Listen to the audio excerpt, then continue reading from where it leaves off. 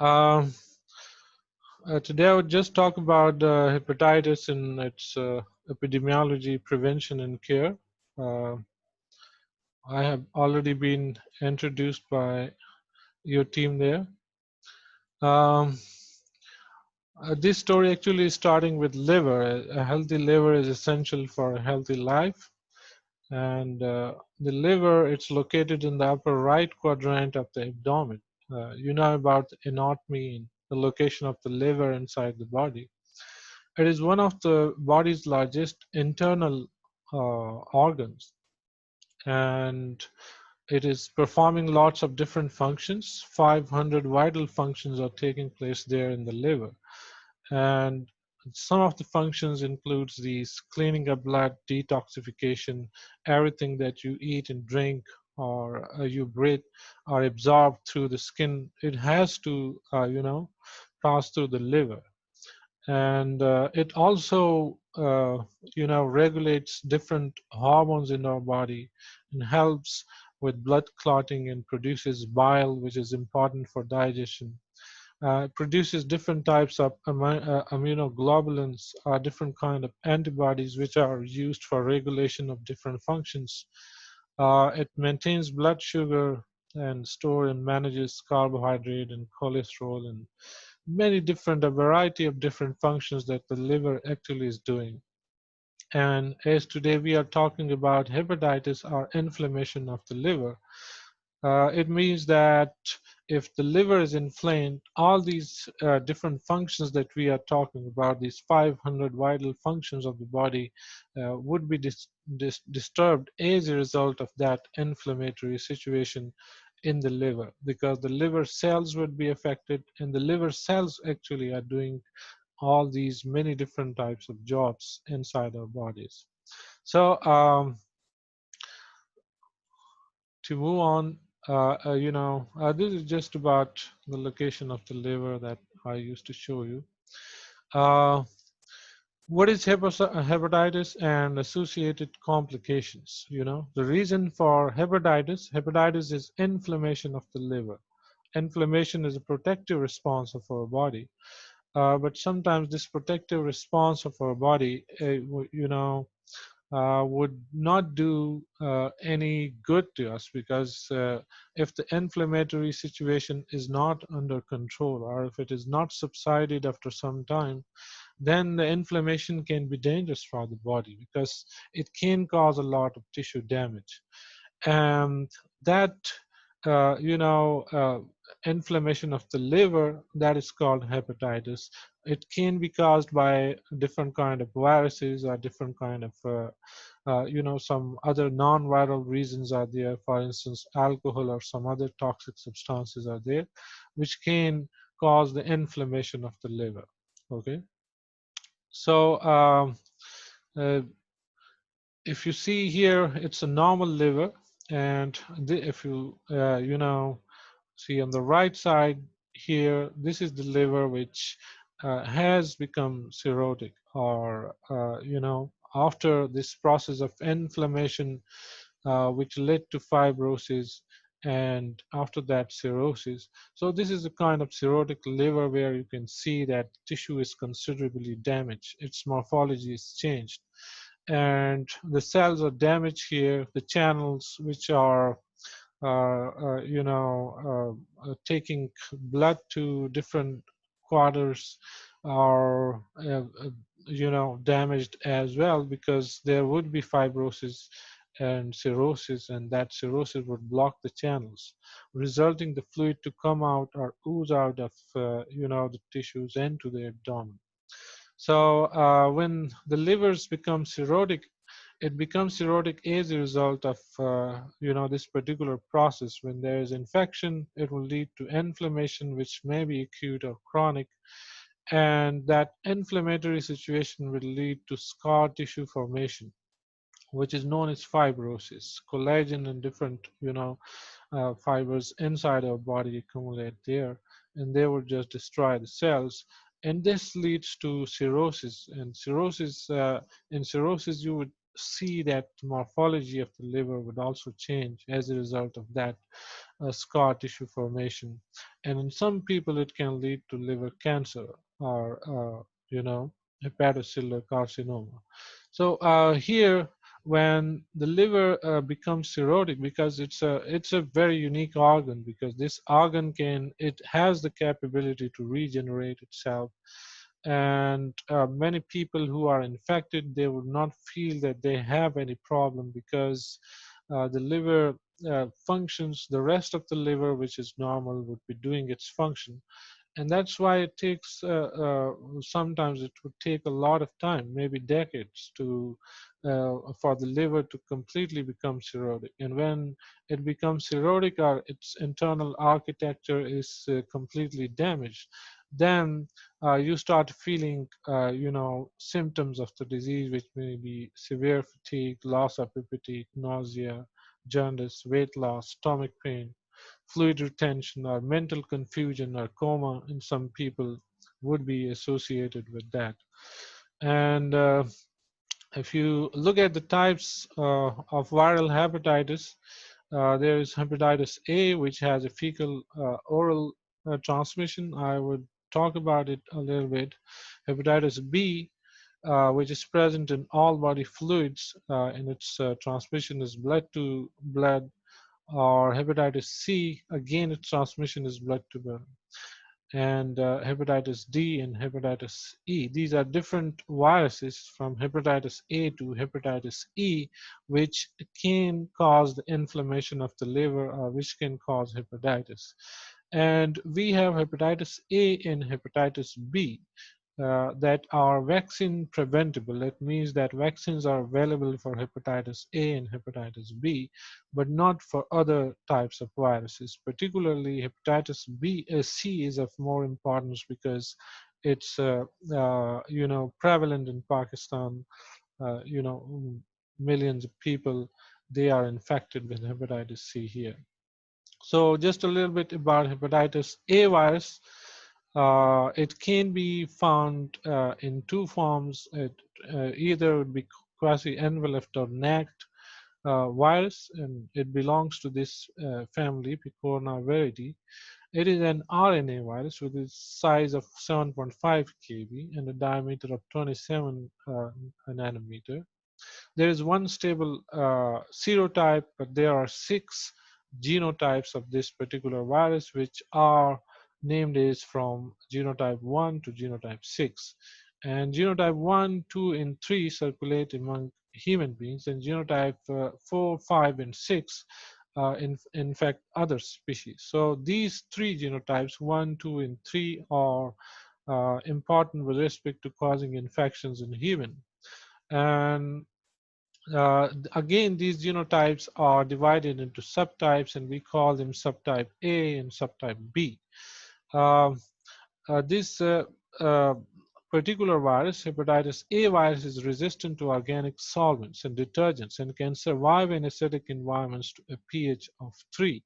It That's why this this fecal oral way of transmission is important when we talk about hepatitis A virus, because you can ingest it with food, and it will not be degraded there in the stomach, and it would just cause this condition. Uh, this virus may be eliminated, as a result of the action of cytotoxic T lymphocyte or CD8 cells in our body. How does this particular virus enters the hepatocytes or the liver cells? It remained a mystery for almost 50 years. And it was only recently discovered. In this particular year, in 2020, this was discovered that how this particular virus actually is entering the liver cells. Um, what happens that when it is released from the hepatocytes, this particular virus is released from the hepatocytes or the liver cells without lysis in small vesicles that resembles exosomes. When it enters the liver cells, it replicates there. Then it comes out in small vesicle or small bags. These quasi-enveloped variants are infectious and are the only form of the virus that can be detected in the blood during acute infection.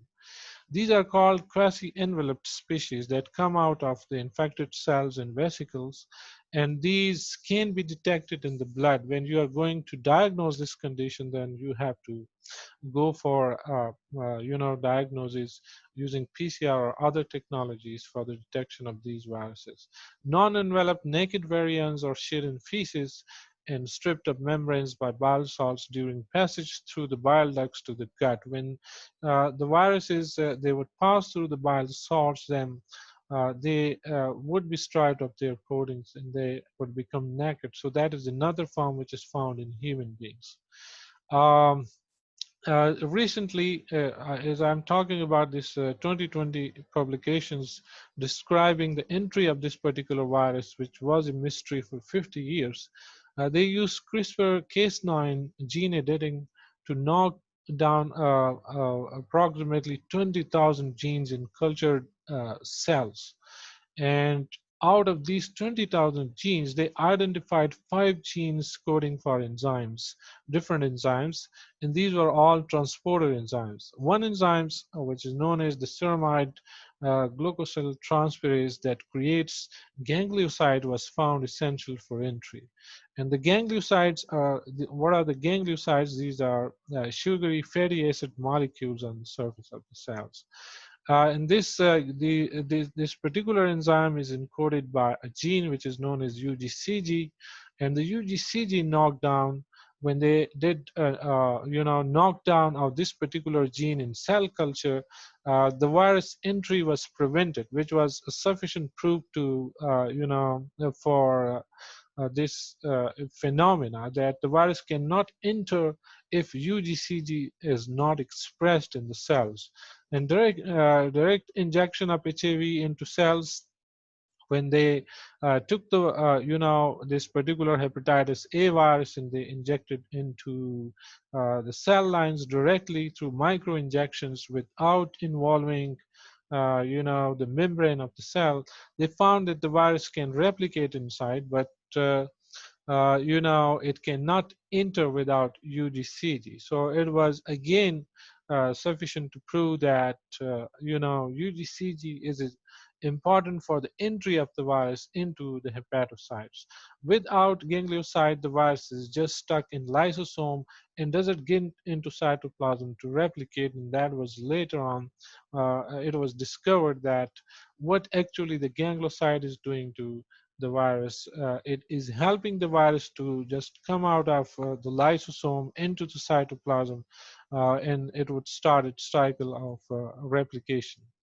The clinical features, incubation period is average 30 days when somebody is infected. The range is this one, and it can cause jaundice in different groups of people. This is just a percentage in less than 6 years, less than 10% of the people can be infected. The complication of hepatitis A virus can be fulminant hepatitis or cholestic hepatitis, relapsing hepatitis, So it can sometimes lead to, this severe form of hepatitis in some people. But the infection is always acute. There is no chronicity.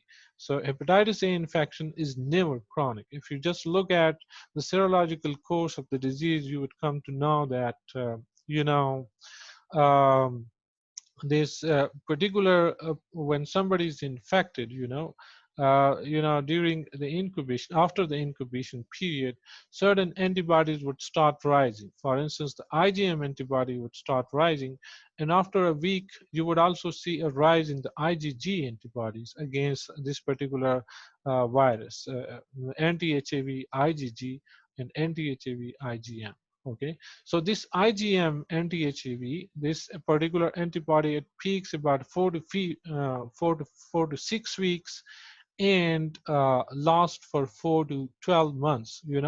This particular antibody, which is seen dropping here between 5 and 6, this can last for about 12 months in some people, but in majority of the people, it just is just the average that it would be just diminishing by 6 months. and the total HAV, it rises, or the IgG, it may be present for longer periods of time. If you look at this ALT enzyme, alanine aminotransferase enzymes, which are increased, their level is increased in viral infections, including hepatitis A viral infections. So you would see a considerable rise even before this convalescent phase, or the antibodies production phase. The antibodies production has not yet happened here, but you can see the enzyme which has gone up, and it rapidly declines, then attaining a steady state line.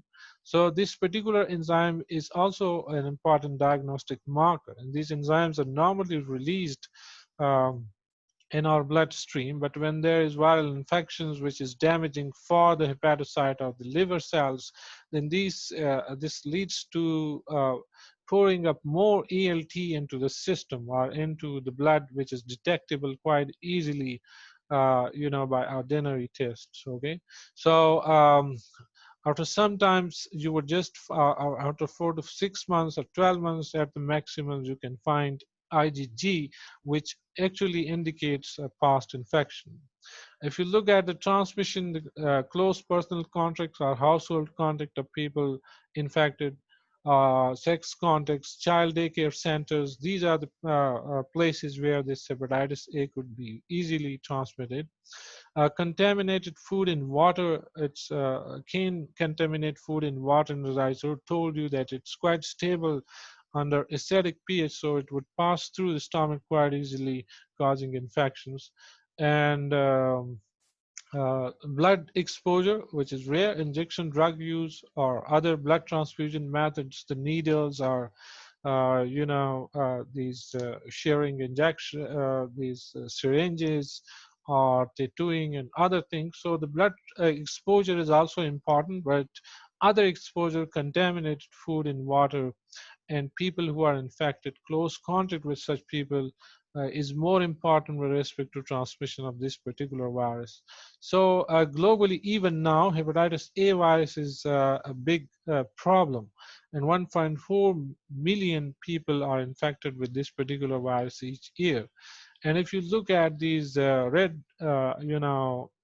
continents, these are all hotspot of this particular virus, including our country, Pakistan and India and Afghanistan and Bangladesh, because it has to do something with hygiene, and the environment or the conditions in our countries are not very much hygienic.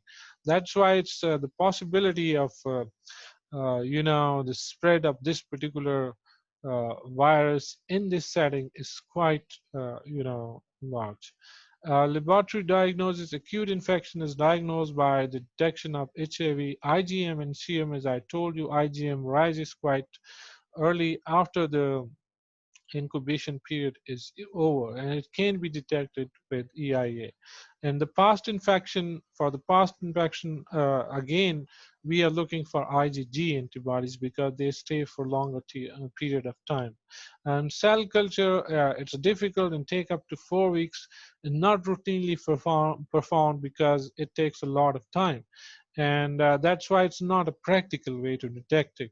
Direct detection with electron microscopy or RT-PCR of feces can also be done, and can detect illness earlier than serology, but rarely performed because electron microscopy or RT-PCR may not be available to a large chunk of population.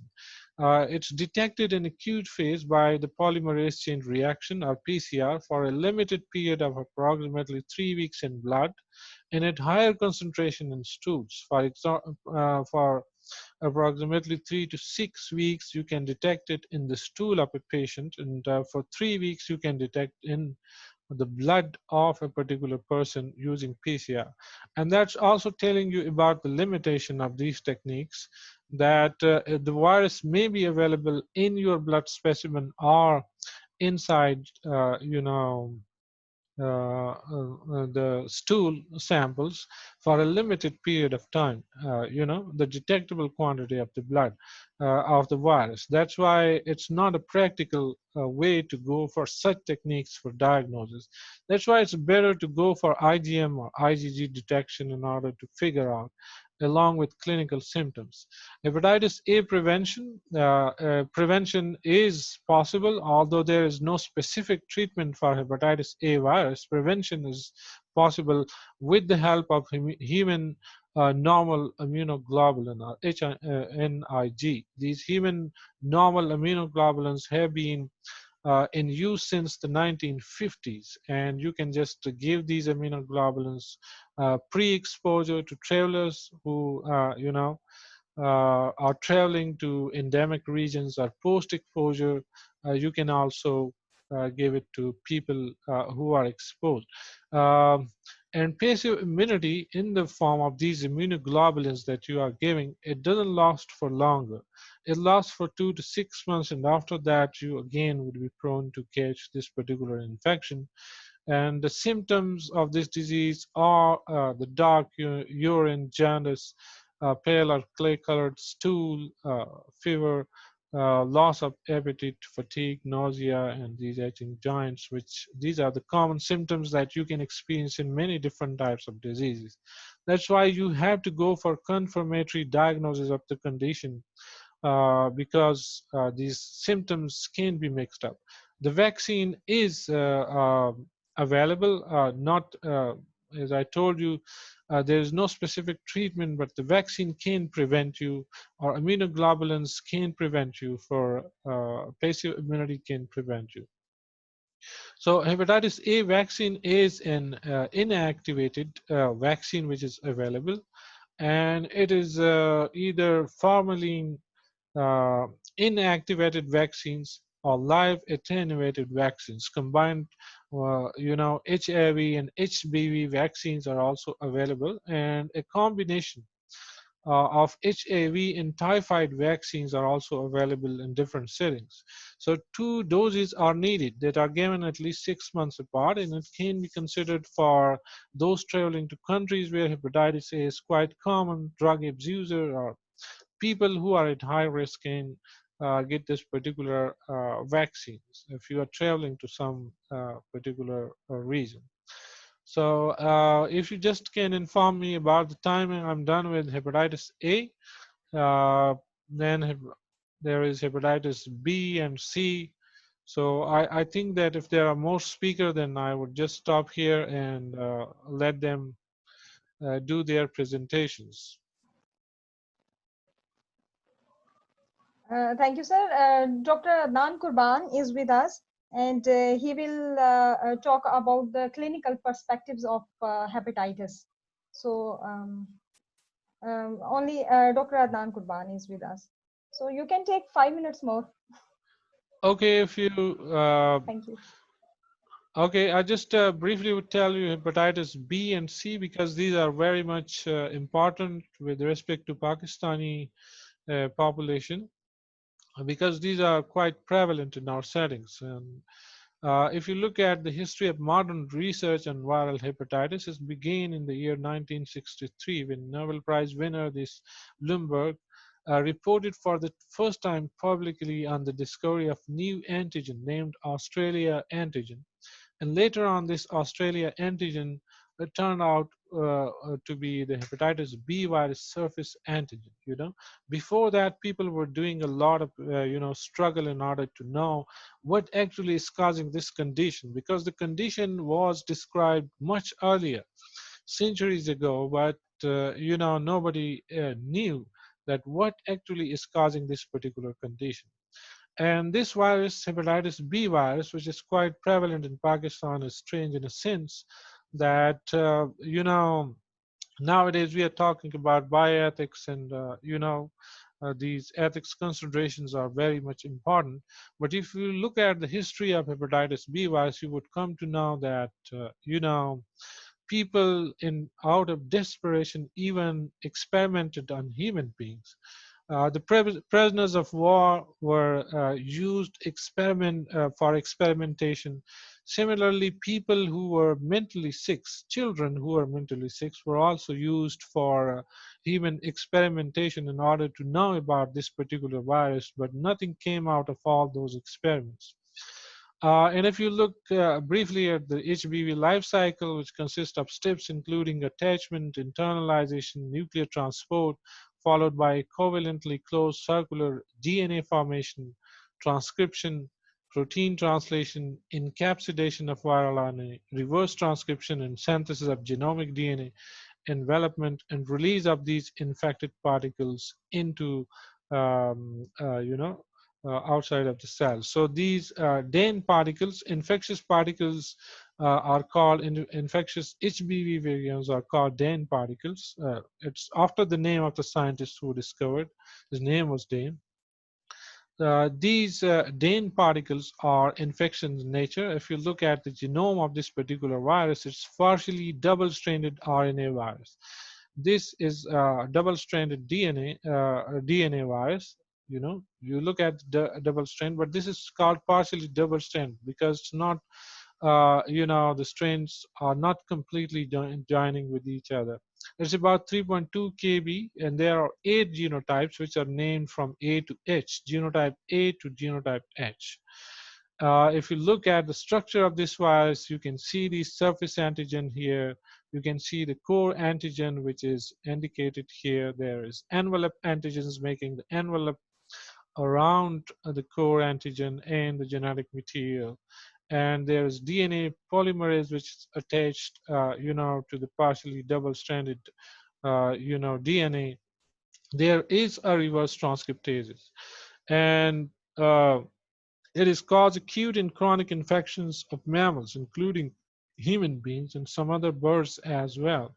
This is a very strange virus. If you look at the reading frames, there are only 4 reading frames. But this particular virus, which is so small in size, is playing a lot with our immune system, and it's quite effectively, dealing with our immune system, and that's why it persists for quite longer time inside our bodies. The entry is through this particular receptor, which is known as the NTCP, or sodium taurocholate co-transporting polypeptide. So these sodium channels are involved in the entry of this hepatitis B virus into the cell, and in the cell you know about the consequences that what happens to this particular virus.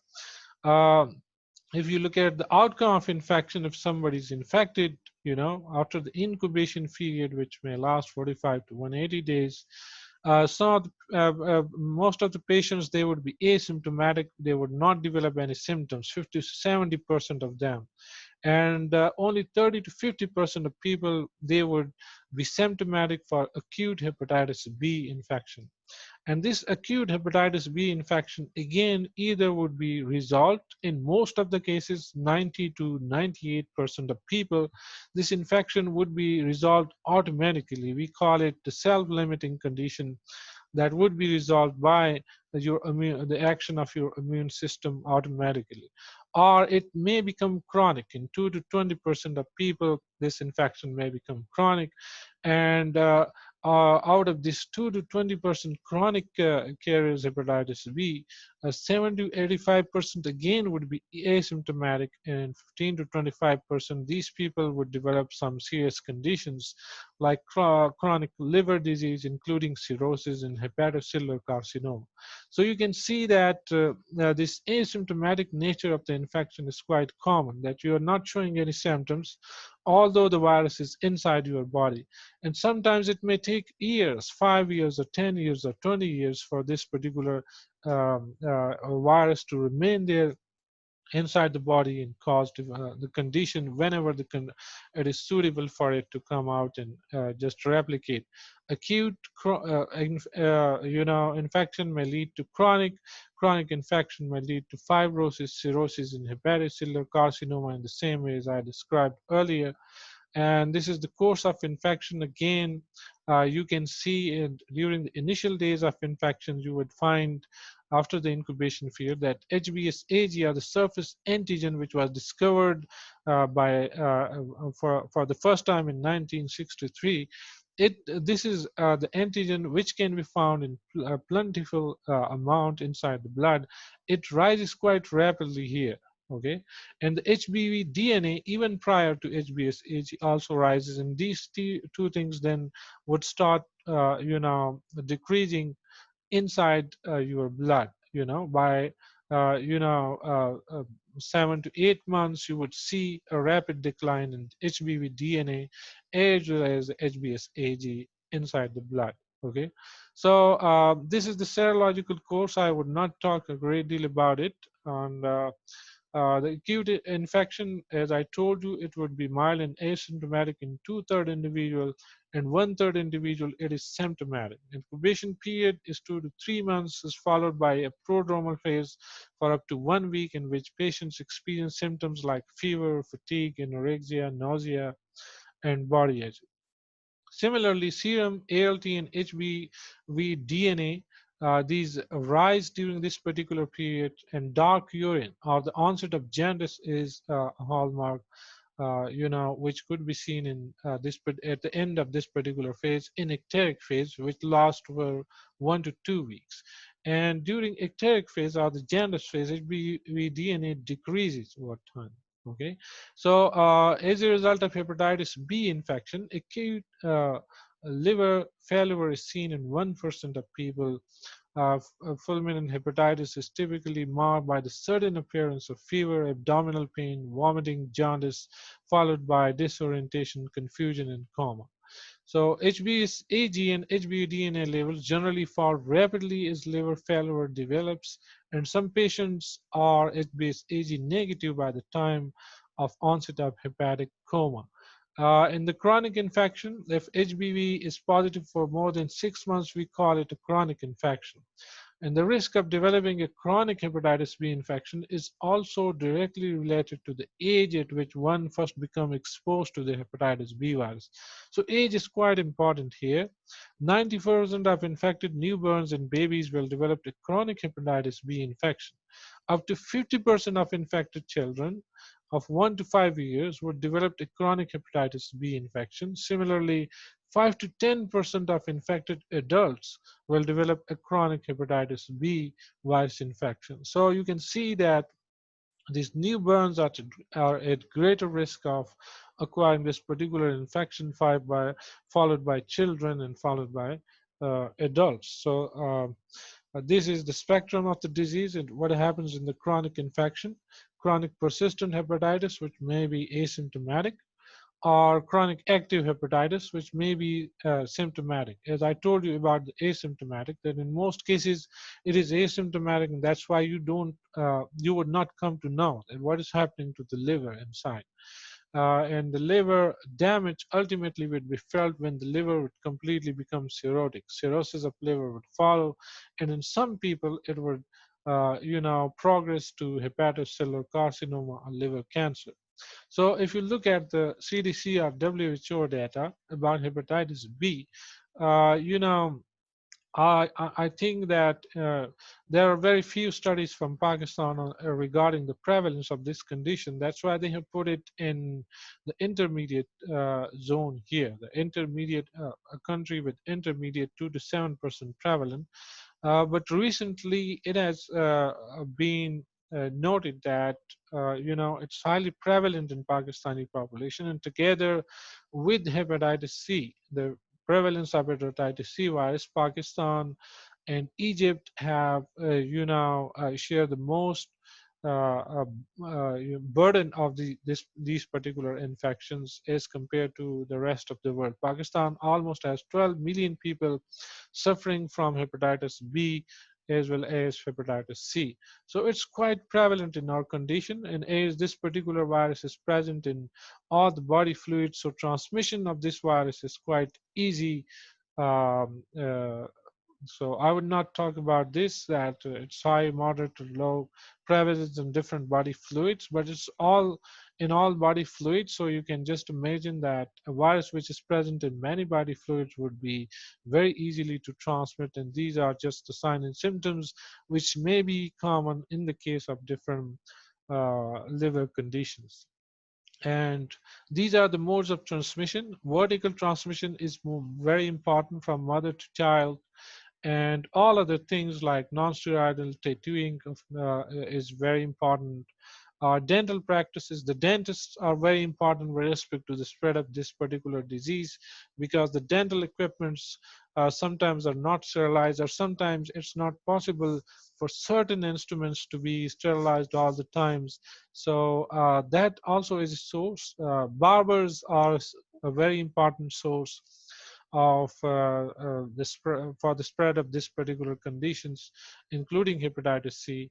And contaminated drug needles, contaminated dialysis equipment, contaminated vaccination equipment, sexual transmission, sharing toothbrushes, all these contribute to the spread of hepatitis B virus. And uh, it can be diagnosed by these antibodies tests that you see here, detecting different kind of antigens or antibodies in the blood, or directly go for HBV DNA detection through PCR. Similarly, you know, the treatment is available, but no specific treatment. Interferon and other options, lamivudine and adofovir, all these treatments are available, but in most of the cases, the treatment doesn't, eradicate the virus from the bodies. Rather, the virus, just would become dormant inside the bodies and would just come out when the conditions would become suitable. But a vaccine is available, and this recombinant DNA vaccine, which was made for hepatitis B, for the first time, this was a particular virus which was cloned, and then people came up with this idea to make vaccines based on the surface antigen of this particular virus. So this its surface antigen was cloned, and vaccine was used as a recombinant vaccine. So it has been in use there since 1981. So although due to mutations in these viruses, there are lots of escaped mutants of hepatitis B virus, and that's why the vaccination campaigns, which have been going on since 1981, have not been successful to eradicate this particular virus or to create sufficient herd immunity for it. But even then, in most of the cases, this particular hepatitis B vaccine is quite protective and can be used. Similarly, hepatitis B immunoglobulins may be used to protect persons who are exposed to hepatitis B. This one is for prophylaxis. This one again can be used for people who are exposed to this particular condition. So it's efficacious within 48 hours of the incident. If you are exposed, you can just you have a needle prick, or you are exposed to some other source, some brush or razor of hepatitis B infected person, then you can go for using these immunoglobulins, hepatitis B immunoglobulins, in order to protect yourself from the infection of this particular virus. And there are other measures as well. So I would just end up my presentation here because I already have taken a lot of time. So I would not talk about hepatitis C here. I just briefly talked about hepatitis B in order to just give you some idea. The hepatitis B is quite common here, but C is more common in Pakistan. And hepatitis B is vaccine preventable, but hepatitis C is more tricky. There is no vaccine for hepatitis C virus, and that also is important with respect to that. It's more prevalent as compared to B in Pakistan, according to different studies. And co-infection of different hepatitis viruses uh, can also be very serious for the population. So thank you very much. That was all from my side.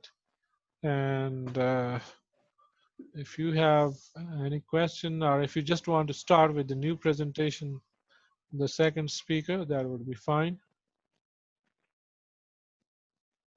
Thank you so much, Dr. Ejaz, Associate Professor, Comsat University.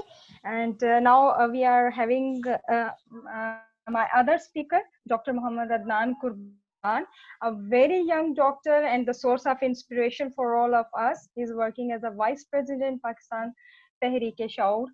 तो वो आप पूछ सकते हैं ताकि आपको लिए ज्यादा हेल्पफुल होंगे कि अगर आपके कोई क्वेश्चंस हैं या आप कोई फेस बुक कर रहे हैं तो मैं अवेलेबल हूँ, तो मैं आप लोगों को उस पर ज्यादा अच्छी कमेंट कर सकता हूँ जो कंसर्न। बाकी अदरवाइज ये बहुत बड़ा फील्ड है, इसलिए एक कॉन्फ्रेंस में सारी मैनेजमेंट उसकी जो डेफिनेट मैनेजमेंट वो आपको फायदा भी नहीं होगा बताने का, क्योंकि आप खुद कर नहीं सकते, आप यही कर सकते हैं जो मैंने आपको बताया। Thank you very much. अगर कोई क्वेश्चन है तो आप पूछ सकते हैं। Thank you so much, Dr. Adnan Qurban. If you have any question, please you can ask. Please raise your hand and then we will unmute your mic if you have any question. Doctor साहब, मैं आपसे एक question ये पूछना चाह रही थी कि जो डेथ रेशियो है इन केस ऑफ हेपेटाइटिस वो क्या है पाकिस्तान में? बिकॉज अक्सर ये सुनने में आता है कि शख्स को जो है वो हेपेटाइटिस था तो उसकी वजह से उसकी डेथ होगी, तो what will be the reason behind it?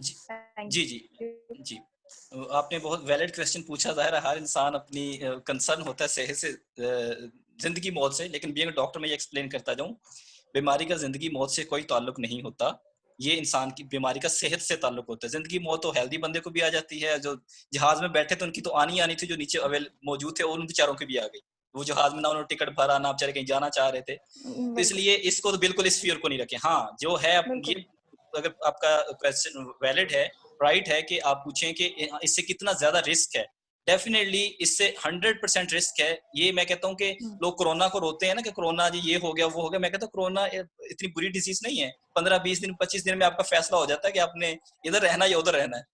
तो हेपेटाइटिस एक ये लॉन्ग लाइफ चलती है, मतलब जो बी एंड सी है, जब तक आप इसको मैनेज नहीं करेंगे और जहां भी मैनेज, मतलब जिस लेवल पे भी आप मैनेज कर लेंगे, जितना आपका लिवर डैमेज हो गया तो आप ऑलरेडी लो रिस्क पे चले गए। अगर जितनी भी इंसान चीजें जिंदगी में खाता है डेफिनेटली वो उसके लिवर पे बर्डन होता है, उसमें से प्रोसेस होती जाती हैं, तो इंसान हाई रिस्क हो गया कि उसके लिवर डैमेज, खुदा ना खास्ता, जिस तरह उन्होंने कुछ अलामतें आपको बताई भी कि इसकी जो लेट स्टेज में बहुत मिजरेबल लाइफ हो जाती है, जिनमें खून की उल्टियां आना, पेट में पानी भर जाना, पेट के ऊपर वेन्स का फूल जाना, और इसमें वो हेमरॉइड्स हो जाना, उसको पाइल्स शुरू हो जाना, या उसको काले रंग के पखाने आना, खून की कमी बार बार हो जाना, फिर उसको कभी ट्रांसफ्यूजन लगवा रहे हैं, कभी पानी निकलवा रहे हैं। तो इसलिए ये बहुत कॉम्प्लिकेशन से इंसान गुजरता है। इवन कि जो खुदा ना खास्ता कैंसर हो गया तो उसका ट्रांसप्लांटेशन में 50-60 लाख रुपए खर्च करना, ये बहुत बड़ा हेल्थ बर्डन है। कोरोना इतना महंगा ट्रीटमेंट नहीं है, वो तो अभी शुक्र ट्रीटमेंट भी नहीं है, फिर इसके बावजूद भी वो सेटल हो जाता है। इसमें अगर इसमें मैनेजेबल है, अगर इसमें कोमॉर्बिड कंडीशंस आ गए लिवर डिजीज के साथ, क्योंकि आपने जो ड्रग्स देते हैं, अब हमें खुदा ना खास्ता और कोई बीमारियां हो जाती हैं जो, क्योंकि हमने हर ड्रग देनी होती है, जाहिर है वो लिवर से प्रोसेस होगी। बेशक हम अगर पारेंटरल भी देंगे वो भी सर्कुलेशन में शामिल हो जाएगी। तो इसलिए लिवर ऑलरेडी का जब डैमेज होगा तो ड्रग्स उसको और डैमेज करती हैं। बहुत सी ड्रग्स ऐसी होती हैं जो हेपाटोटॉक्सिक्स होती हैं, तो इसलिए जो भी आप केमिकल जहर देंगे वो भी डेफिनेटली लिवर सेल्स को डैमेज करेगा। तो इसलिए ये प्रॉब्लम्स आती हैं कि वो उसको कोमॉर्बिड कंडीशंस हो जाती हैं बहुत ज्यादा। जब लिवर इफेक्ट होता है तो और चीजें भी उसके लिवर पे आहिस्ता आहिस्ता ग्रेजुअल बर्डन होना शुरू हो जाता है, और क्योंकि वायरस का बर्डन ऑलरेडी उनके ऊपर होता है, दैट्स व्हाई तो वो कॉम्प्लिकेशंस के बाद उसकी अल्टीमेट डेथ होती है, वो लाइफ की किसी स्टेज पे भी हो। वो डिपेंड करता है उसको उसने मैनेज कैसे किया, केयर कैसे किया पेशेंट ने। Thank you so much. Dear all participants, if you have any question, you can ask the questions. It's a good opportunity for us. Dr. Ijaz and Dr. Adnan Qurban is with us. If you have any question, please raise your hand. हम सवाल करते हुए इतना डरते क्यों हैं? वो हो सकता सवाल पूछे। कहते हैं ना कि सवाल ना पूछने की दो ही रीजन हो सकती है, या सारी बात समझ आ गई है या कुछ भी समझ नहीं आया। डॉक्टर या कुछ भी समझ आया। Doctor Saima, you want to say something? Then we will move on to जी सर, मेरे पास एक क्वेश्चन आया है, हेपेटाइटिस का सर्वाइवल रेट कितना है अगर प्रॉपर ट्रीटमेंट चल रहा हो? तो उसमें वही जो लाइक मोर और लेस द सेम क्वेश्चन, लेकिन वही उन्होंने पूछा है कि अगर प्रॉपर ट्रीटमेंट किसी भी इंसान का चल रहा हो तो उसका सर्वाइवल रेट पे कितना इफेक्ट हो रहा है? थैंक यू सना। जिसका प्रॉपर ट्रीटमेंट चल रहा होगा उनका अल्हम्दुलिल्लाह वो अपनी तबी लाइफ पूरी करते हैं। जिनका ट्रीटमेंट चल रहा होगा वो क्योंकि जब भी ट्रीटमेंट किसी भी चीज का जब मौजूद होता है तो डेफिनेटली वो उस डिजीज की बर्डन को या उसकी स्पीड को या उसके डैमेज करने के प्रोसेस को वो बहुत स्लोज डाउन कर देता है। और उसके साथ साथ वो ऐसी हेल्दी डाइट इनटेक करना शुरू कर देता है जो कि डॉक्टर्स उनको इन्फॉर्म कर देते हैं, और पेशेंट को अपनी बीमारी के बारे में बहुत अच्छे से पता होता है, यानी इन्फॉर्म किया जाता है, उनको हेल्थ एजुकेशन दी जाती है। तो वो उसकी अपनी जो उसकी जो कहना जिंदा रहने की सलाहियत बहुत अच्छी बरकरार रहती है। लेकिन अगर उसने कॉम्प्लिकेशन में जाकर कांटेक्ट किया, ट्रीटमेंट पे गया, मिसाल के तौर पे उसको कॉम्प्लिकेशंस आना शुरू हो गई, उसको वो जो खून की उल्टियां आना शुरू हो गई, या उसको काले रंग के पखाने आना शुरू हो गए, या उसके पेट में पानी पड़ना शुरू हो गया, तो उसका फिर प्रॉपर ट्रीटमेंट पे भी उनकी जो लाइफ की प्रोग्रेस जो होगा वो इतना अच्छा नहीं होगा। लेकिन अगर अर्ली उसके डिटेक्ट हो गया, ये सिम्टम्स नहीं आए, कि ऑपरेशन करवाने गया था, उन्होंने टेस्ट किया जी हेपेटाइटिस बी सी भी कर लो, देखा तो उसको तो हेपेटाइटिस सी भी है और बी भी है, जो एक्सीडेंटली यूजुअली डायग्नोज हो जाता है। तो वो लोगों को बहुत अच्छा उनका रिजल्ट है, वो 100% सेफ और सिक्योर लाइफ गुजारते हैं अगर अपना ट्रीटमेंट डेफिनेट ले लें। कॉम्प्लिकेशंस वाले लोगों को ट्रबल आती है, उनका प्रोग्नोसिस इतना अच्छा नहीं होता, लेकिन इसके बावजूद भी अगर एट दैट स्टेज भी वो अपनी ट्रीटमेंट प्रॉपर करवाएं तो वो भी अल्हम्दुलिल्लाह हेल्दी रहते हैं। लेकिन जब कैंसर डेवलप हो गया या फाइब्रोस लिवर हो गया, फिर उनका कोई डेफिनेट समझ ले कि विदाउट ट्रांसप्लांटेशन कोई डेफिनेट ट्रीटमेंट नहीं होता। ट्रांसप्लांटेशन भी उन्हीं लोगों की हो सकती है जो एनेस्थीसिया मतलब उनकी देखी जाती है कि एनेस्थीसिया इनको बेहोशी दी जा सकती है इतनी देर सर्जरी के लिए, और इनको और कोई कोमोर्बिड कंडीशंस तो नहीं कि लंग्स और लिवर और जो इवन के हार्ट इनका वो सस्टेन करेगा उस प्रेशर को, सर्जरी को, तो देन उन लोगों के लिए वो सेफ हो सकती है। इवन उसके बावजूद उनको कॉम्प्रोमाइज ड्रग्स दी जाती हैं ताकि बॉडी की अपना इम्यून सिस्टम उसको ग्राफ्ट को जो है ना वो रिजेक्ट ना करे और उसको सस्टेन करने दे, तो थ्रू आउट द लाइफ उसको फिर बड़ी एक्सपेंसिव मेडिसिन पे उनको रहना पड़ता है। तो इसलिए उन कॉम्प्लिकेशन से पहले अगर एक रूटीन का टेस्ट है 500-600 का हो जाता है, अगर हेपेटाइटिस बी सी का टेस्ट आप करवा लें स्क्रीनिंग अपनी, तो उसके ऊपर अभी हर बंदे को पता चल जाता है, तो उसके ऊपर मैनेजमेंट पे वो आ सकता है। हेपेटाइटिस बी की देखिए वैक्सीन भी मौजूद है, उसकी ट्रीटमेंट भी मौजूद है कि जिनको होगी, जिनको नहीं हुआ वो वैक्सीनेशन करवा लें, जिनको हेपेटाइटिस बी हो गया खुदा ना खास्ता उसकी ट्रीटमेंट करवा लें, वो क्योरेबल है। इसी तरह जो हेपेटाइटिस सी है इसकी भी मैनेजमेंट मौजूद है। नो डाउट इसके रिलैप्स के चांसेस होते हैं, लेकिन इसके बावजूद जो पेशेंट को अगर इन्फॉर्म कर पता हो अपनी डिजीज का, तो बहुत अच्छा वो अल्हम्दुलिल्लाह अपनी उसका प्रोग्नोसिस इतना बुरा नहीं है जब तक कॉम्प्लिकेशंस नहीं। Thank you sir. सर मेरे पास कुछ क्वेश्चंस आए हैं। एक मिस नादिया का क्वेश्चन है कि हेपेटाइटिस बी ज्यादा डेंजरस है या हेपेटाइटिस सी? तो ये तो मैं अभी डॉक्टर साहब ने बता भी दिया है।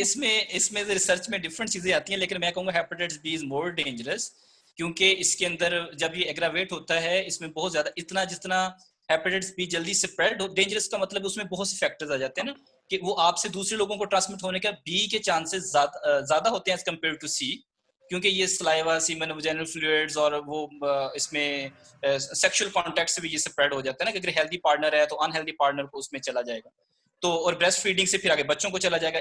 हेपेटाइटिस सी इस तरह वो ब्रेस्ट फीडिंग से नहीं जाता, यूजुअली इस तरह दूसरी सिक्रीशन से भी यूजुअली नहीं होता जब तक कि ब्लड कांटेक्ट ना आए ना, बॉडी फ्लूइड्स में ब्लड मेनली उसके लिए रिसोर्स होता है सी के लिए।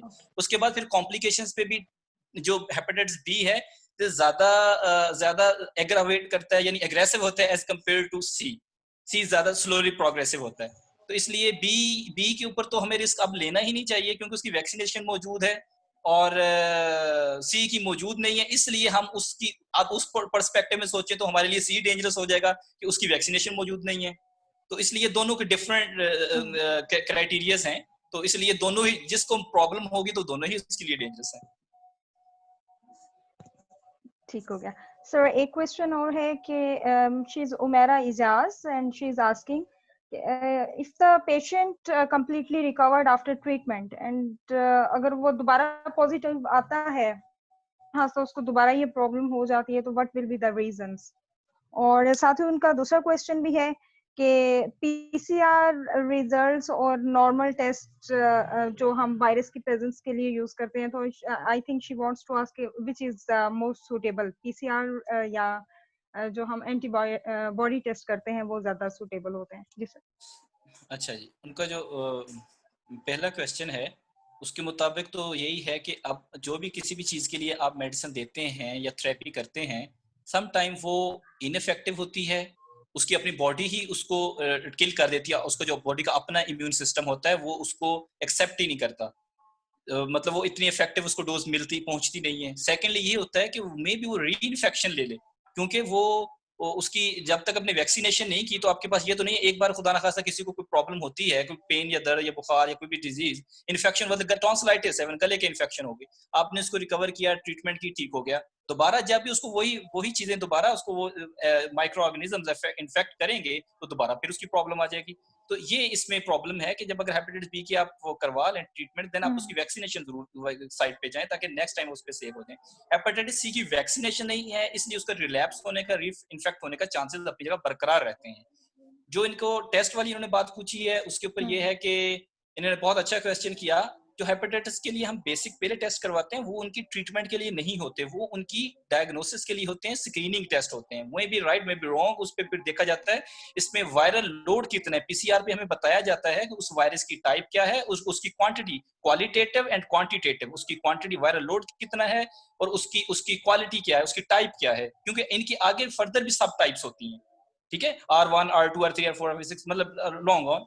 तो इसलिए वो उनको उनकी देखने के लिए प्रेवलेंस कितना, वायरल लोड कितना है और टाइप कौन सी है, इस देखने के लिए पीसीआर करना पड़ता है। फिर पीसीआर नेगेटिव आने पे ही हम छोड़ सकते हैं, क्योंकि हेपेटाइटिस बी की आप स्क्रीनिंग टेस्ट बाद में भी करते रहेंगे ना तो वो पॉजिटिव आते रहेंगे, क्योंकि उनकी एंटीबॉडीज बन चुकी होती हैं या सरफेस एंटीजन मौजूद होते हैं, तो वो आपको हमेशा पॉजिटिव आता रहेगा। पीसीआर जब नेगेटिव आ जाएगा इसका मतलब है आपकी ट्रीटमेंट इफेक्टिव हो गई थी, अब वायरल इनएक्टिव फॉर्म में चलेगा, अब रिएक्टिव नहीं रहा। Thank you, sir. I think so. This is the last question from Sana Azhar, and she is asking if the vaccination equipment for hepatitis is infected with hepatitis virus, what will be the chance for the infection? I think वो ये पूछना चाह रही है कि अगर जो strangers हैं जिनसे vaccination की जा रही है अगर वो infected हैं तो क्या इस disease के होने के chances हैं या he will be okay or she will be okay? नहीं, इनका बहुत अच्छा क्वेश्चन है। उनको रिस्क है कि जब वैक्सीनेशन करवाने जाएं कि यही ना हो कि वो वही सिरिंज उठा के लगा दें जिसमें ऑलरेडी वो वायरस मौजूद है। तो ये डेफिनेटली एक वक्त था जब ये चीजें नहीं मौजूद थी, इन पे लोग इतनी रिसर्च नहीं थी या अवेयरनेस नहीं थी, तो उस वक्त ये प्रॉब्लम्स थे। लेकिन अब लोग सारे जब डेंटिस्ट के पास भी जाते हैं वहां भी जाकर ये बात करते हैं कि जी आपके इंस्ट्रूमेंट साफ हैं, स्टेलाइज हैं कि नहीं, लोग इसके लिए केयरफुल होते हैं। पहले लोग गली मोहल्ले में बैठ के जो भी वो होते थे दंदान साथ उनसे भी काम करवा लेते थे, अब लोग थोड़ा सा कॉन्शियस हैं, उनको अवेयरनेस है। तो इसलिए जो सिरिंजेस यूज की जाती हैं वो एक पेशेंट के लिए होती है, वो हर बंदे के लिए नहीं लगाई जाती। अब जो इनकी वैक्सीनेशन की मतलब क्योंकि वो वैक्सीनेशन इंजेक्शन अलग फॉर्म में बनता है, सिरिंज अलग होती है।